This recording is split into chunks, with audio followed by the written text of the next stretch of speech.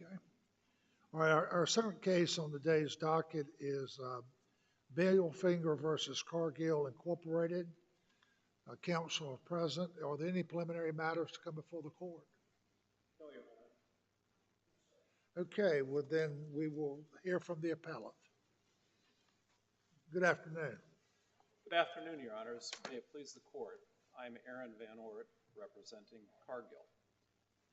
This is a contract interpretation case involving a multi-part construction contract between two large companies, Cargill and Bilfinger. In July 2021, the parties entered into a multi-million-dollar construction contract. In that contract, they agreed to arbitrate any disputes arising out of the construction project using construction-specific arbitration rules. Now, Bilfinger, however, is arguing that even though they entered that arbitration agreement, and it's unambiguous, and it covers this dispute, that 3 months earlier, roughly, when the parties had entered into their master services agreement, or the MSA, that they had agreed in advance that they would not be able to agree later to arbitrate. That's the argument as I understand it. Now, that's incorrect. And the reason it's incorrect is that although the MSA addressed some aspects of dispute resolution, it didn't address all of those aspects, including it didn't address arbitration. And contrary to Bilfinger's argument, the parties did not agree. They did not agree that if the MSA addresses a topic in any part, that the whole part is preempted. That's their argument.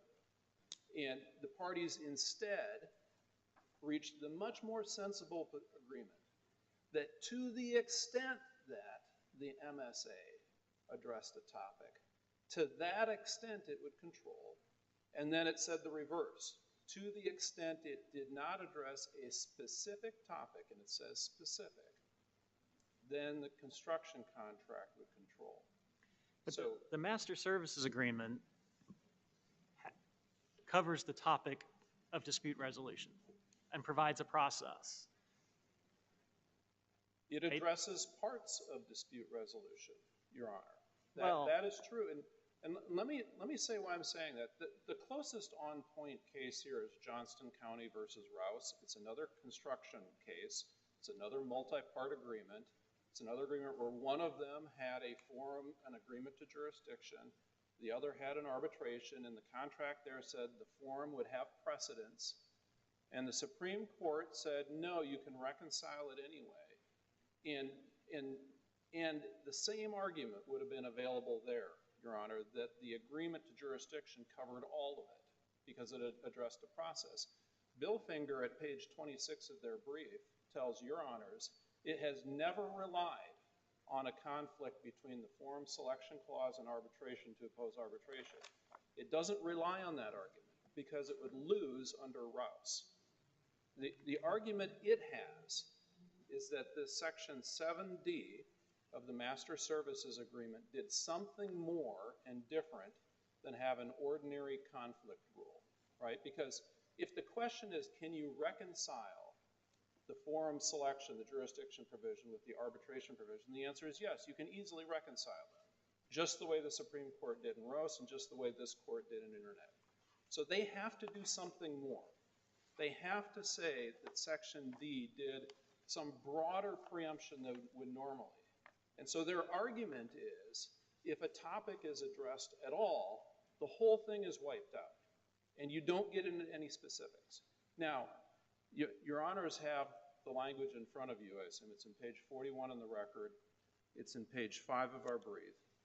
It says, notwithstanding any terms in the EJC-DC contract documents, again, it's record 41. It's our opening brief 5. To the extent that a topic is addressed or a remedy is provided for in this agreement, corresponding terms or remedies are null and void. So first, to the extent that, so it's not black and white, it's a continuum. And then what is preempted? Not the entire topic, but corresponding terms or remedies are preempted. So this already is directing the parties that you don't just see if your toes in the water and the whole pool's out. You got to see how far. And then it goes and it says the flip.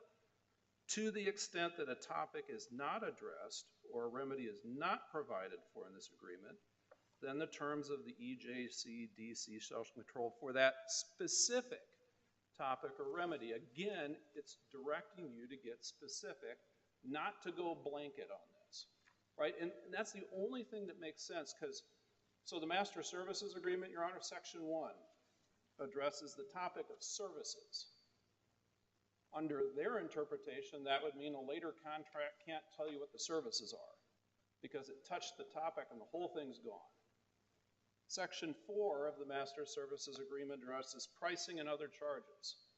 Under their interpretation, that means the construction contract can't address its own pricing because the topic is except services are specifically modified by the terms of the SOW, which is the scopes of work, which is actually when you get to that subtopic. But Your Honor, that's a specific argument. That requires you to get into the terms. And under their agreement, it doesn't matter because it says no, the Master Services Agreement says you can look at the scope of work, and then it goes on to say that scope of work will be defined by the subsequent agreements. It's all in there. So, well, here's another one: representations, warranties, and covenants. That's a topic in the Master Services Agreement. Under their interpretation, you couldn't have any more covenants, right?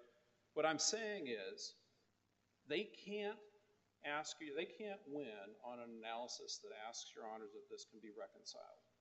Because it can be reconciled in the same way that Rouse was reconciled in Entities. Because it's perfectly consistent to say, well, first you're going to have the senior company executives talk, and then it says you may mediate, you don't have to. And then it says you may go to court, you don't have to. And then it says you shall arbitrate, and you can apply all of those consistently. So if what we're doing here is the ordinary exercise in reconciliation, then North Carolina contract law says you can't find a conflict if there's any reasonable way to reconcile. Okay, so we would win there. So you don't think the remedy, you don't think there's an election of remedy here? No, Your Honor. On that, it's the Section 7D says to the extent we address a specific remedy it controls. It didn't address arbitration.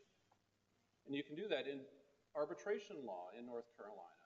There is a strong public policy in favor of arbitration. And contrary to what Bilfinger argues, it's the ruling of the Supreme Court in Rouse, that covers any doubt concerning the existence of agreement. That also must be resolved in favor of arbitration. That's what Rouse said.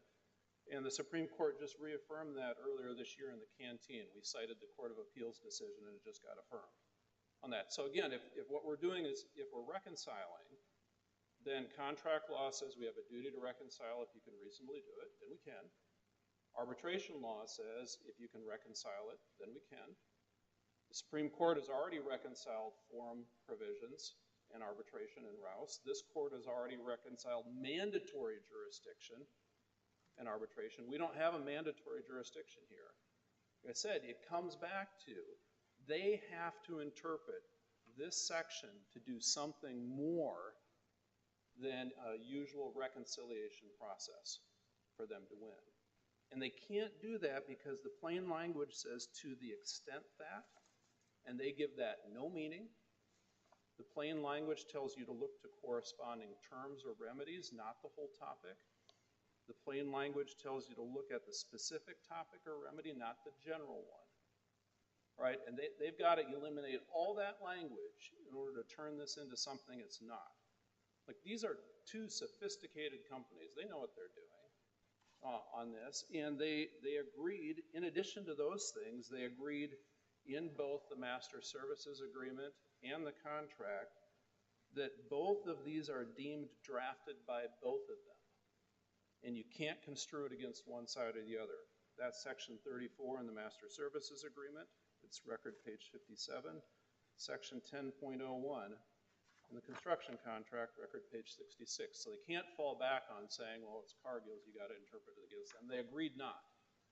And they can't fall back on saying you should put these at loggerheads with each other because they agreed that they'd be interpreted as complementary That's the conditions section 3.01, record 83.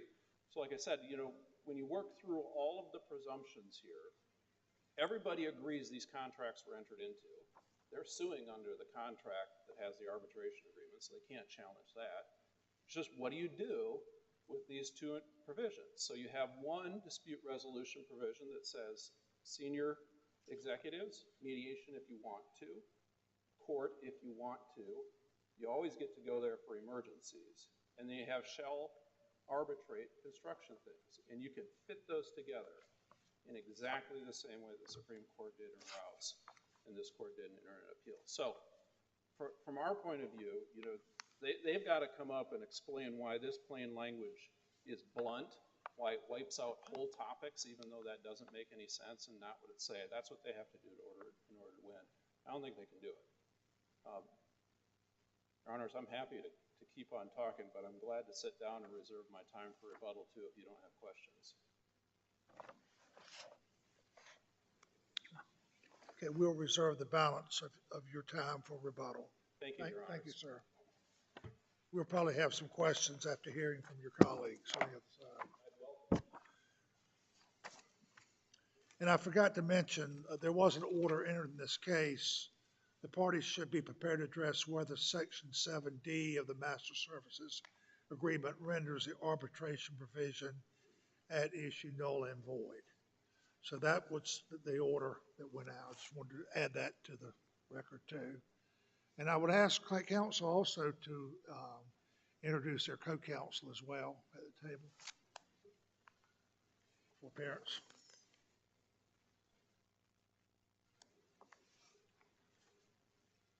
May it please the court.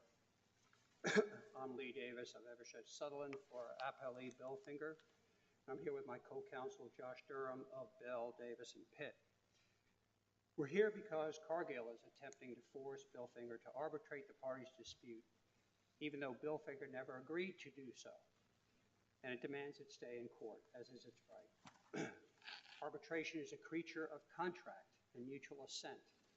And Cargill has the burden of proving that Bilfinger agreed to arbitrate. Cargill failed to carry that burden in the Superior Court below, and Judge Bell correctly decided that the parties agreed that the arbitration clause in a form contract was null and void and of no effect in accord with those exact words in the parties' agreement. And we ask this court to affirm Judge Bell's order. Now, the court is obviously aware of the background, but it's important for the court to see, as it is as is clear in the record, that the Master Services Agreement has 19 pages and 35 different headings.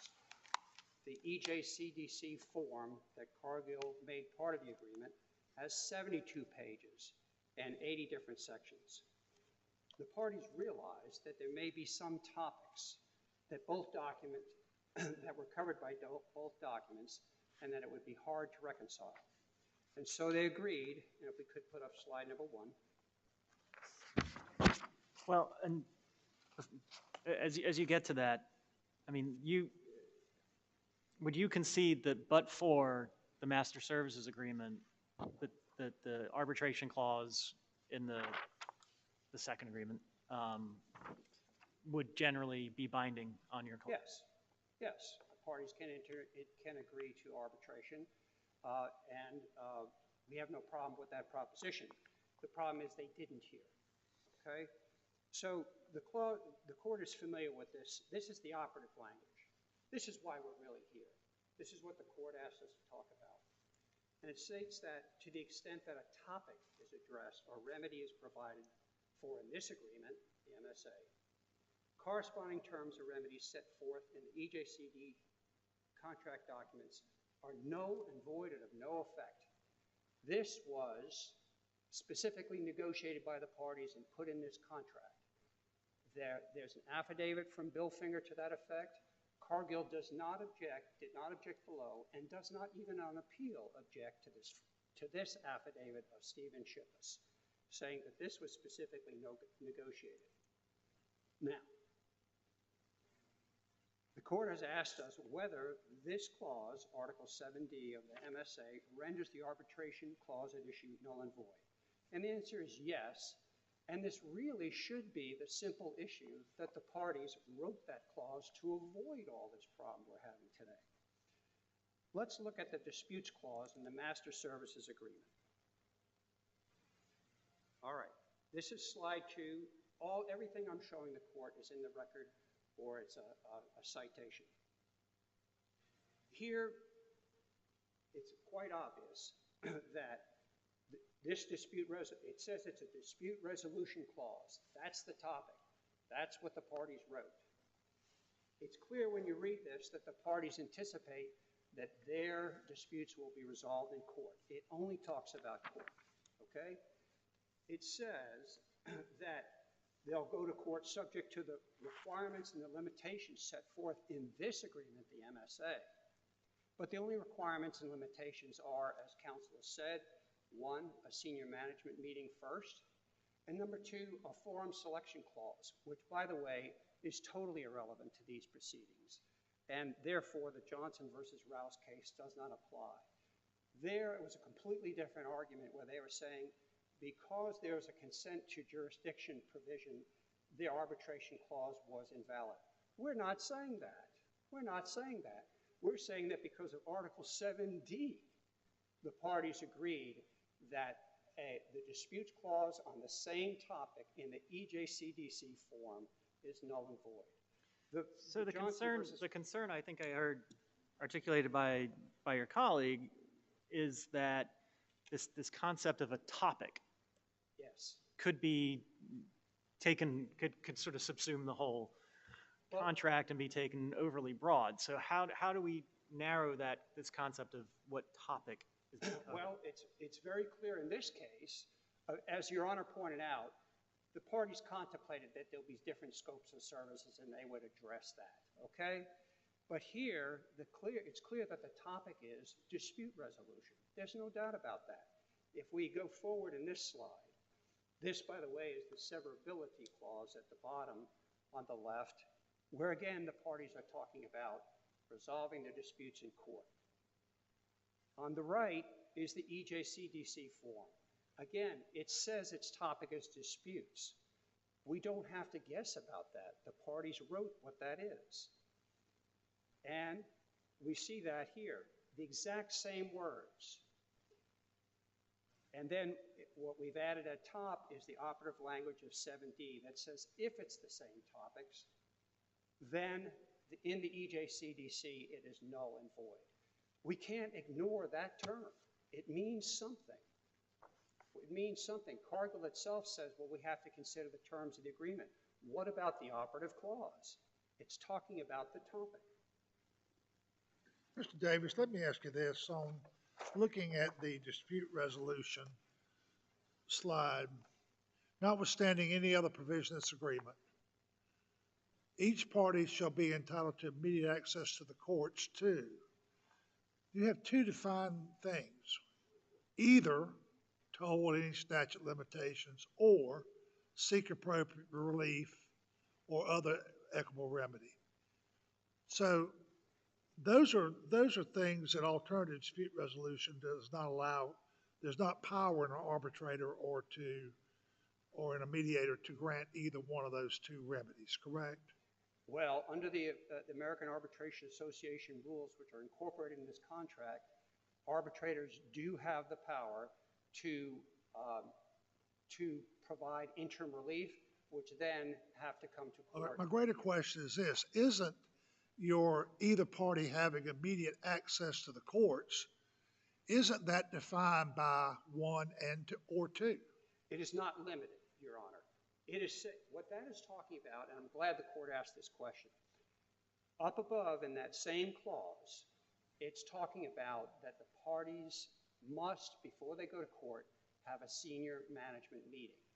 What that provision the court is putting its finger on there is saying, but if you have to go to court immediately to toll a statute of limitations or to get an injunction, you don't have to wait on a senior management meeting that has to get scheduled because somebody's in Europe and where's that going to be?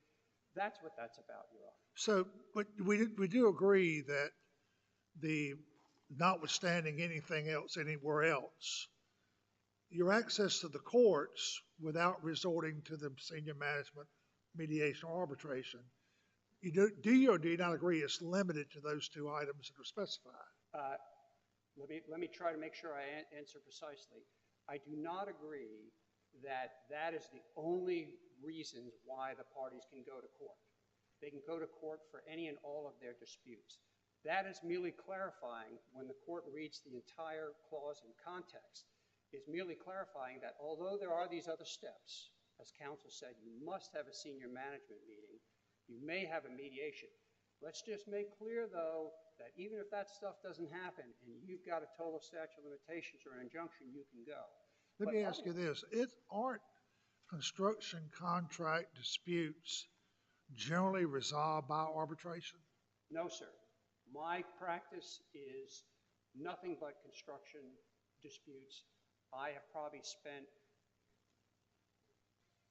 50 to 60% of my career in court, and the other 40 to 50, it's about 50-50 in my career. Do the AIA documents on construction contracts, they do describe arbitration as the remedy, correct? They do sometimes, but they're often taken out by the parties. Many parties don't like arbitration. Some think that the root of the word arbitration is arbitrary. And We're accused of that too sometimes. not by me. We So, want to be in court. any party that's got a final decision maker as opposed to mediator, the losing party is always going to maybe feel like the decision was arbitrary. True. I mean, That's true. But I was making light to some extent. I understand. So I'm just trying to understand then, if you've got a construction agreement, you got a master agreement controls everything, and then you got these subparts that are going to be dealt with as issues come up. Yes, if I'm understanding the court, yes. So you've got kind of a framework in the MSA that is to be supplemented as the parties agree on scopes and cost and timing, et cetera, et cetera. That's true, Your Honor. But they had certain commercial terms that they had spent time in the MSA, and they said it is in Cargill's words, it's their document, master services agreement. It's the master agreement. It governs. And to make clear, if there was anything in these other forms that was going to get put in later by Cargill that was inconsistent, that the master services agreement governs. Now, Your Honor, I'd like to advance to another slide here. And I think this would be helpful to the court. This is slide number 4. And all of this is on record page 41, the master services agreement. And let me go ahead and highlight this. All right. What we see here, remember, Cargill is telling this court, no, the parties didn't mean what they said when they said if a different topic or the same topic is addressed in the EJCDC form, that the MSA would govern if it addressed the same topic. They're saying, no, the court should have to slice and dice the provisions of these different disputes clauses and only find that the master services agreement disputes clause governs if the two clauses are in irreconcilable conflict. That's their position. The problem is that's not what the parties wrote as their agreement in the operative language at bar. They knew how to write that rule when they wanted it to apply, but they didn't in the operative clause here. So what we see here on page 41, these are contract terms that we reviewed with Judge Bell at the hearing below, and that we submit are going to be particularly helpful to this court in deciding this appeal. The top part, shaded in blue, shows Cargill noting different EJCDC forms that might be used in the future on different types of construction projects that the parties might build, and how the different terms in those forms will be reconciled. Note, as you can see in red, that Cargill states that one form or another will control if there are conflicting terms. Here they talk about conflicting terms. But in the operative clause at bar, which is at the bottom in yellow, it addresses how the master services agreement would govern over the EJCDC form that the parties specifically negotiated and inserted that language. There the parties wrote that if a topic is addressed in the master services agreement, then corresponding terms in the EJCDC form are null and void. I submit to the court that Cargill is saying now that they wish that the clause down below in yellow talked about conflicting terms the way they did up above, but they didn't. The parties didn't write it that way. That is very strong evidence of the parties' intent. This is what Cargill wishes the operative clause says, but it doesn't. It doesn't. Now, there's one other point that would also be helpful to the panel. Cargill recognizes the power afforded to a clause that was specifically negotiated and inserted in a contract. And so in their brief, they tried to say, well, the disputes clause in the EJCDC form was also specifically negotiated.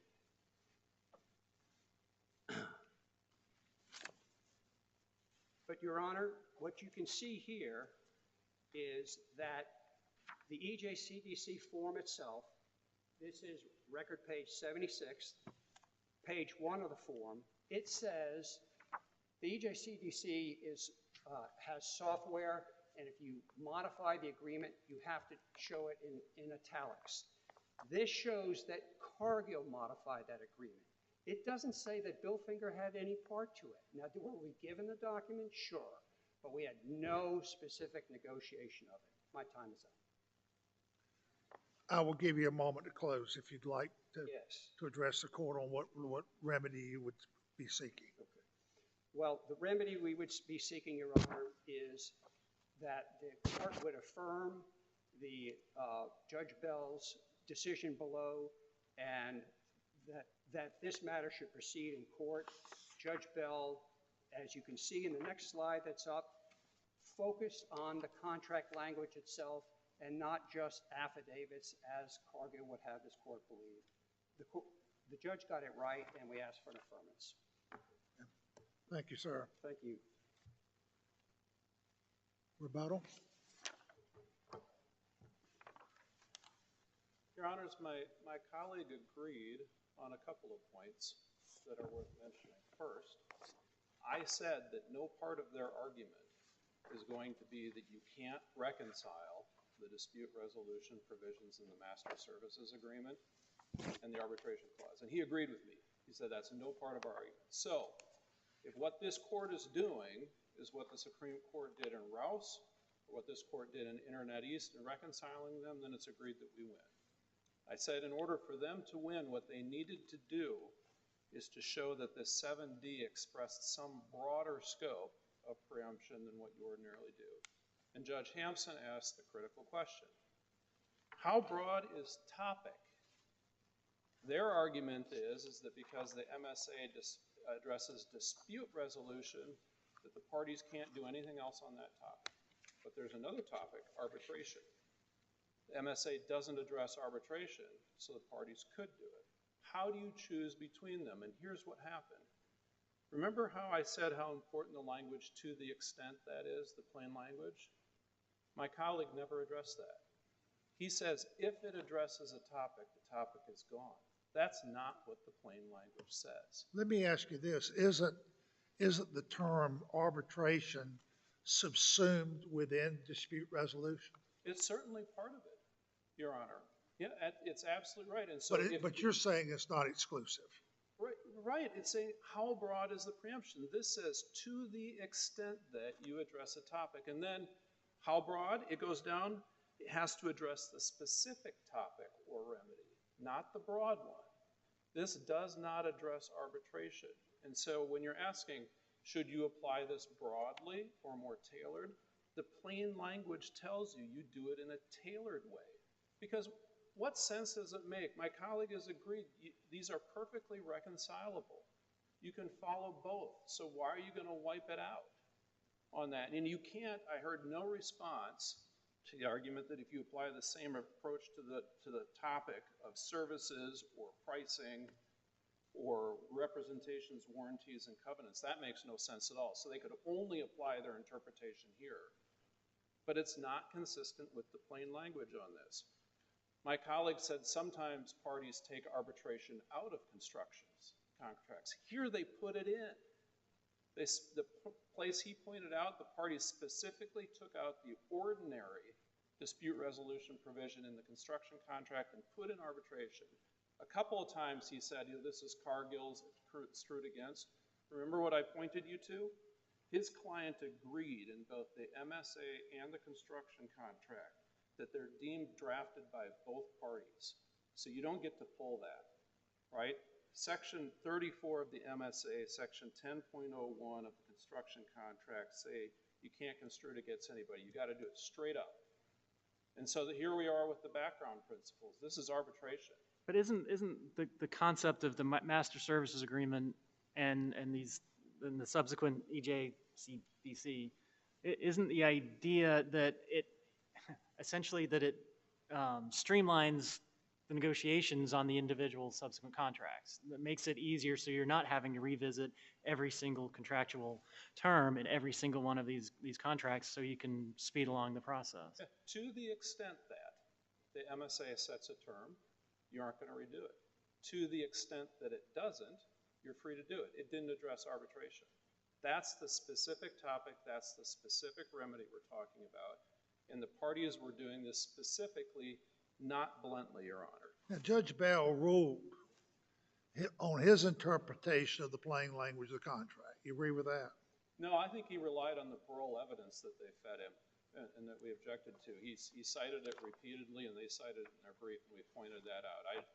He gave no meaning to the extent that. He gave no meaning to the word specific topic or remedy. He didn't address that. So I think he got the plain language wrong, Your Honor. I see my time is expired. I'll give you a moment to conclude, as I did other counsel. So why did they put this section in here? Ordinarily, a later in time contract controls over an earlier in time. But this is the master services agreement. They wanted the earlier in time to control over the later in time to the extent it addressed it. It makes perfect sense why they would do it. And if you apply the plain language and the arbitration presumption, you enforce both of them here. That's what we ask Your Honors to do. We ask Your Honors to reverse and remand with directions to grant the motion to compel arbitration and stay the litigation for a construction-specific arbitration process the parties agreed to. Two big companies. Thank you, Your And Honor. would you also introduce your co-counsel? Oh, yes, Your Honor. This is Ted Hennessy, my co-counsel with me. Thank you. All right, the matter is submitted. We thank you for your good arguments and thank you for your briefs. And Mr. Saunders, will you please adjourn court?